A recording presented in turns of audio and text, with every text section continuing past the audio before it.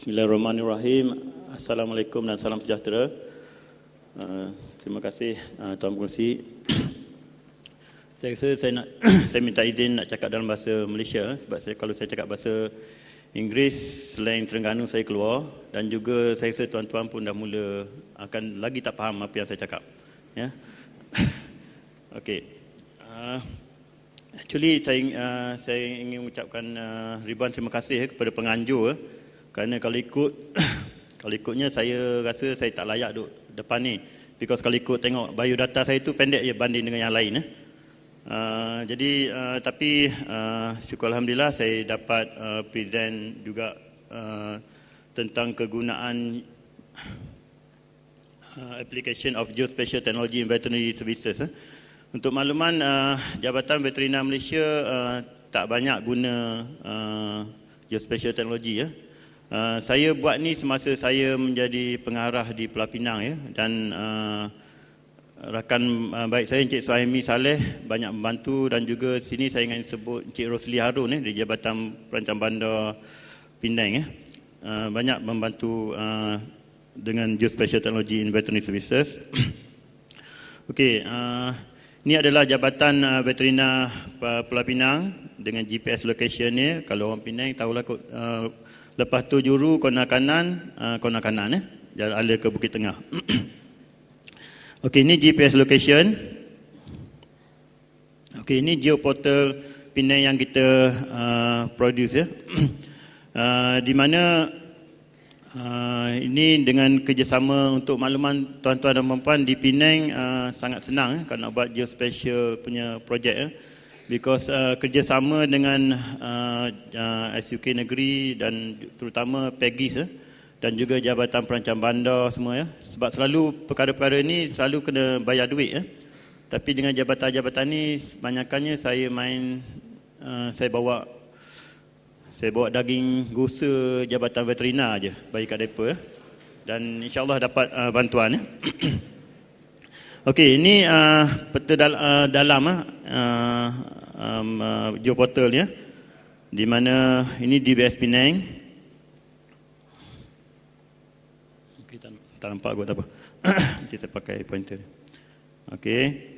Dan untuk permulaan saya just cerita sedikit tentang latar belakang projek ni. Projek ni mengambil masa 16 minggu di mana ada project planning, data feed study, hardware and software procurement, data collection, data editing and verification, training of staff in using ArcGIS software, data submission to PEGIS and final report submission. Di sini mungkin saya nak tekankan yang nombor 6 dia, nanti kejap lagi saya akan highlightkan di mana training of staff. Untuk makluman, staff jabatan memang kita tak biasa dengan GIS, dan untuk makluman juga masa permulaan tu mana-mana ladang yang kita ambil GPS reading, bila kita map dalam peta dia jatuh ke laut, dia masuk laut. Saya tak tahu ladang babi ada dalam laut, ladang ayam ada dalam laut. Silap kita ambil cara kita ambil tu. Jadi bagi saya ni saya nak tekankan, because it's not as easy as it seems. Mungkin tuan-tuan di dalam dewan ni saya rasa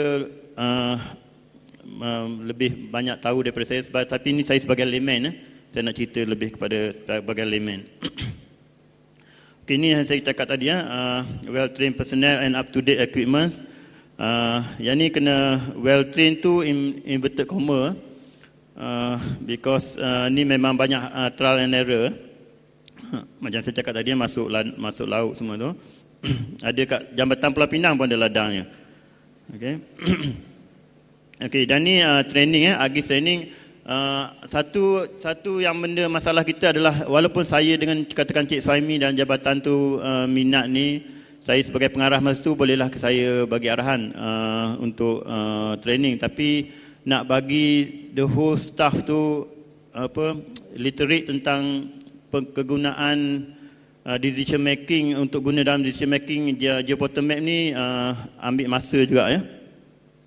Okey, ini lebih kurang workflow yang kita buat, di mana untuk fasa pertama kita data collection of farms, source kita selalu jabatan kita juga dan juga MPSP, dan keduanya analisa data analysis, di mana kita identify ladang-ladang tu according to coding di mana ladang ayam, ladang lembu kita bagi coding masing-masing Dan GIS data collection kita guna PDA dan ArcPack software, GIS data of farms and other data EG lot number yang di fasa 3 ni yang kita banyak berterima kasih kepada Jabatan Perancang Bandar dan PEGIS. Di sini yang kalau mereka tak bagi bantuan kita, walaupun dapat daging usaha tu, rasa tak ada fasa 4, tak ada fasa 5, tak ada fasa 6 mati fasa 3 Dan kebanyakan untuk makluman Jabatan Veteriner kita banyak ambil GPS data, tapi kebanyakannya tinggal data saja. Kita tak projekkan untuk mapping Okey, jadi fasa 4 kita guna AGIS 9.2 software. Fasa 5 kita submit kepada PEGIS dan alhamdulillah pada fasa 6 kita dapat gain access to data in PEGIS server. Okey, ni lebih kurang ternakan livestock yang kita ada di Penang Jadi untuk makluman ni adalah ladang-ladang ternakan-ternakan dan bilangan ladang ni bilangan ladang livestock census kita di mana actually inilah kerja kita di mana yang paling banyak adalah ladang ayam dan ladang babi ladang babi 202, ladang ayam 382. Dan kalau ikut populasi itu lebih pada rakyat Pulau Pinang Jadi untuk makluman di Pulau Pinang ni masalahnya adalah ladang ayam dan ladang ternak adalah bersebelahan dengan rumah orang. Okay, so jadi timbul isu-isu kacau ganggu dan macam ketua pengarah Jabatan Alam Sekitar Pak Halimah cakap tadi, peranan GPS ni dalam environment saya rasa sangat penting terutama dalam bidang ternakan Okey, ini adalah peta yang kita buat untuk distribution of pig farms in Penang, di mana untuk makluman di tiga daerah seberang seberang Perai Utara, seberang Perai Tengah dan seberang Perai Selatan adalah konsentrasi yang terbesar. Untuk makluman macam di seberang Perai Utara ni, rasa tuan-tuan biasa dengar nama Kampung Selamat tapi sebenarnya tak selamat sebab dia ada ladang babi dekat situ Untuk makluman di dalam kawasan 4 km square tu lebih kurang dalam 100 ladang babi kat situ Dan juga untuk di SPS seberang Perai Selatan ni di kawasan Valdo lebih kurang bilangan yang sama. 80 ladang dengan 100,000 ekor Ini lebih ramai daripada penduduk SPU nak ikutkan Okey, ni ladang babi untuk saya rasa sini tak ada yang biasa masuk ladang babi Saya seorang je sini Okey. Ni nasib slide ini tak ada bau jadi tak ada kacau ganggu ni Okey.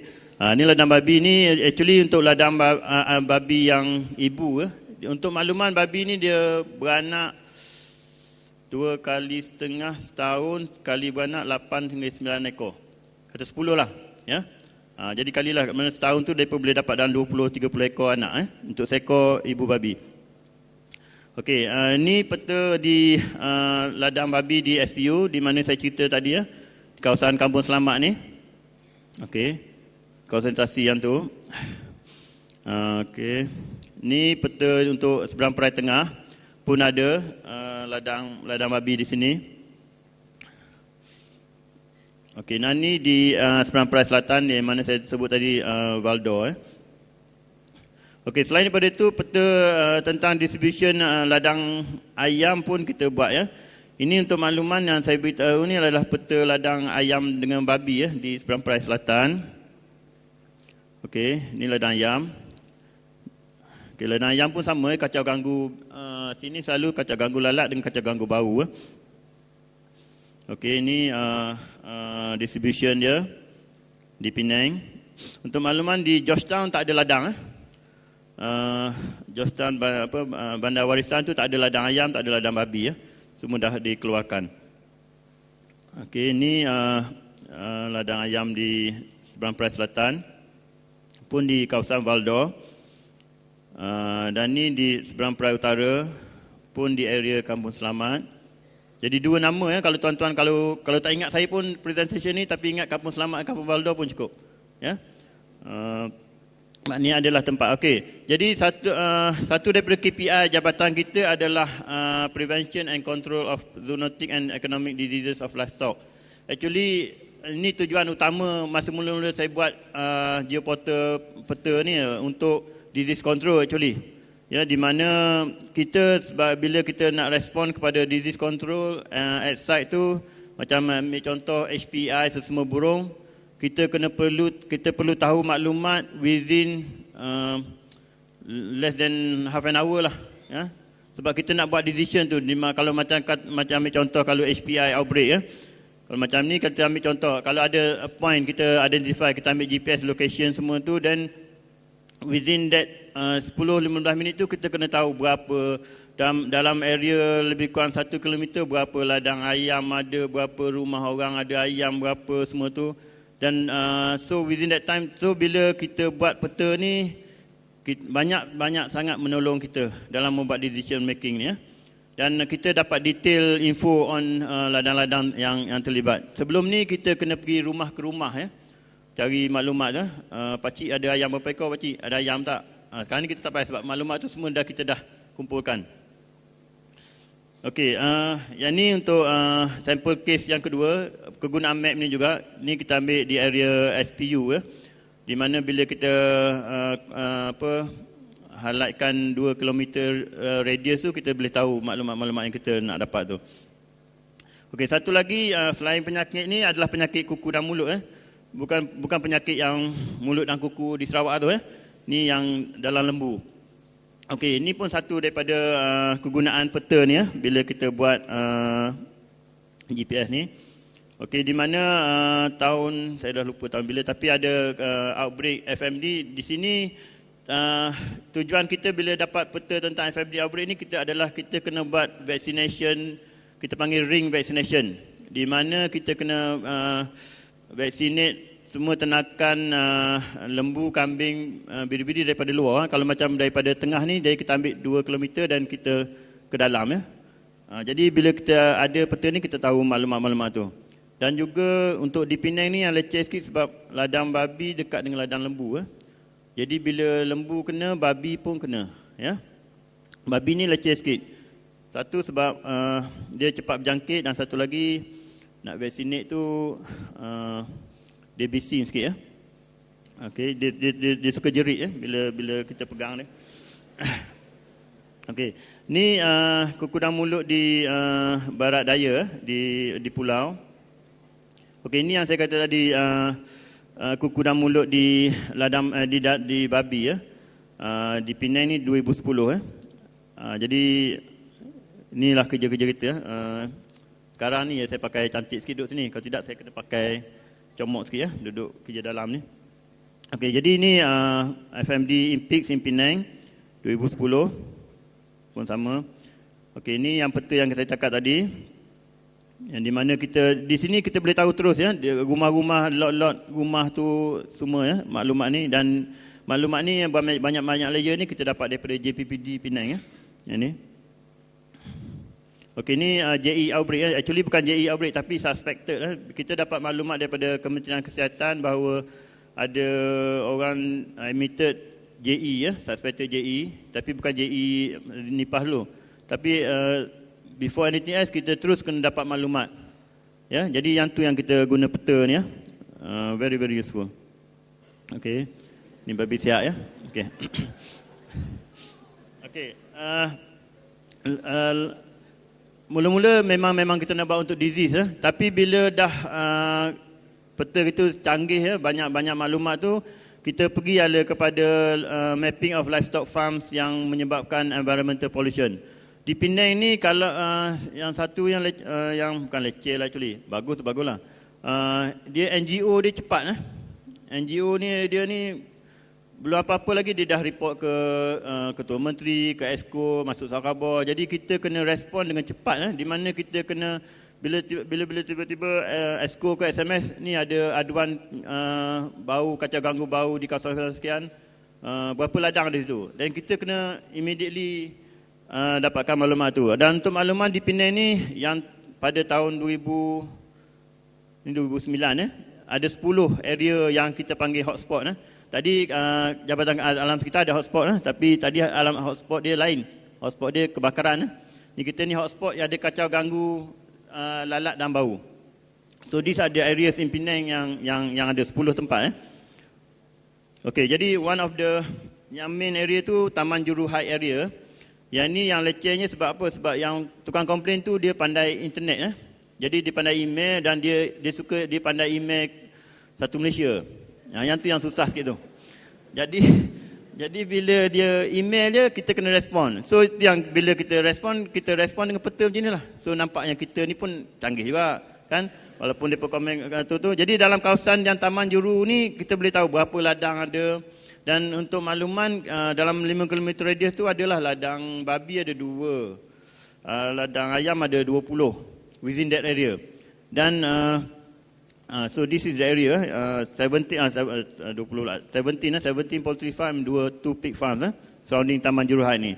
Yang ni saya tak tahu macam mana developer tu boleh dapat tanah di kawasan because kawasan tu memang non tu. Tapi macam di Penang, since Jabatan Veterina dah ada mapping ni, jadi peta ni kita guna sama dengan jabatan lain, especially Jabatan Perancang Bandar dan Desa, di mana senang untuk mereka untuk nak projek future development. Mana next time kalau tengok belum apa-apa nak bagi green light tu, cek dulu peta Jabatan Veterina. Ada tak ladang babi sebelah tu? Kalau ada tak payah. Kan? Lebih kurang macam tu. Okey, ni Penang Science Park, area yang sama juga. Untuk kita dapat maklumat tu. Okey, ni sama. Jadi bila kita dapat maklumat ni, saya bagi dalam bentuk peta ni lah. Peta ni dengan info-info macam ni. Dan at the same time, kita bukan setakat bagi peta, kita pun akan bertindak. Ni satu lagi, Taman Tasik Mutiara. Ni belah SP Tengah Seberang Perai Selatan, antara tu. Pun sama. Taman keliling ladang ayam tengah tu. Dan ada berapa, ada 12 ke 20 ladang ayam dalam tu. Dia yang kacau ganggu lalat ni, dia yang leceh sikit bila ayam tak ada dalam reban. Yang tu yang bila time lalat tu dia tak ada tempat nak makan tu, dia pergi rumah orang lah. Ya. Okey, ni Taman Tasik Mutiara, SPS lagi. Pun dengan peta yang JPPD bagi, dengan taman-taman semua tu, rumah semua. Jadi kita boleh agak yang mana kita nak treat dulu. Usually apa yang kita buat, kita rawat yang paling dekat dengan ladang tu, dengan ladang ayam tu. Yang mana jauh-jauh sikit tu kita tinggal dulu. Okey, ini satu lagi Cangkak Dain juga di SPS. Yang ni penternak tu dia lepas tahi dalam sungai dan dia lalat membiak kat situ. Yang ni ada masuk TV kita ni, TV 9 kat saya. Okey, ini satu lagi Pongsu 1000. Yang saya tunjuk peta ni adalah sebab saya nak tunjuk betapa bergunanya peta ni dalam bidang veterina, dalam untuk Jabatan Veterina dan dalam kita nak menjalankan kerja kita. Okey, ini untuk makluman, ni lah rupa ladang ayam di Pulau Pinang. Tak ada yang cantik-cantik macam dalam TV ke apa tu. Jadi yang ni yang kita masalah tu. Jadi bila ada orang komplain tu, memang betul lah komplain mereka. Kalau untuk makluman, yang belakang pokok-pokok tu dah rumah orang tu. Ya. Tu Penang belah seberang perai. Okey, jadi yang kita bila kita dapat maklumat tentang pencemaran tu, selalu kita ada cara untuk handle pollution ni. Di mana pada masa saya ada tu, kita guna effective microorganism ataupun UM yang kita panggil. Yang ni yang lecehnya, penternak tu sendiri tak nak buat, ya. Dia nak suruh orang jabatan juga buat. Jadi bila orang jabatan tak larat nak pergi apa, dia pun biarlah. Itu yang jadi akan timbul-timbul. Dan untuk makluman, untuk ayam daging pula untuk makluman, mereka akan bela selama 42 hari. Jadi 1 tahun mereka ada 5 cycle. So in between yang cycle yang tak ada ayam tu, lalat ni dia mula banyak di ladang ayam bila ayam tu umur 20 hari. Jadi antara 20 ke 42 hari tu, ayam memang dekat ladang. Okey, tak ada masalah. Once jual dia 42 hari, dia pergi ke taman-taman sebelah tu. Yang tu yang jadi masalah kita. Okey, ni cara kita handle lagi. Ni saya nak tunjuk ladang ayam tu, reban dia teruk. tak secantik dalam TV lah. Okey, ni yang saya kata peak farm pollution di Kampung Selamat, yang saya sebut Kampung Selamat tadi ya. Ni area Kampung Selamat, sebelah ni adalah kampung sebelah betul ni, seberang jalan je dah kampung orang Melayu di sini. Mungkin mereka dah biasa, mungkin mereka tak ada komplain sangat. Mungkin yang komplain selalunya yang saudara-saudara mereka yang selalu yang datang sekali-sekali yang tu yang selalu komplain. Yang mereka duduk situ tak komplain lah. Okey, jadi ini yang pollution Kampung Selamat tu. Tengok sungai Sungai ni kalau saya tunjuk ke JS, memang JS bagi orang cepatlah. Bagi memang tak bagi markah lah ni sungai-sungai ni. Memang teruk. Dia punya tu. Grading memang saya tak tahu apa. Dah keluar skala JS kata. Okey. Jadi ni dia punya tu. Okey, ni sama. Okey, ni satu lagi di Valdo Okey, ini saya tunjuk gambar saya tu sebab saya nak tunjuk bahawa saya pergi lapangan lah. Jangan ada saya letak gambar saya tu. Okey.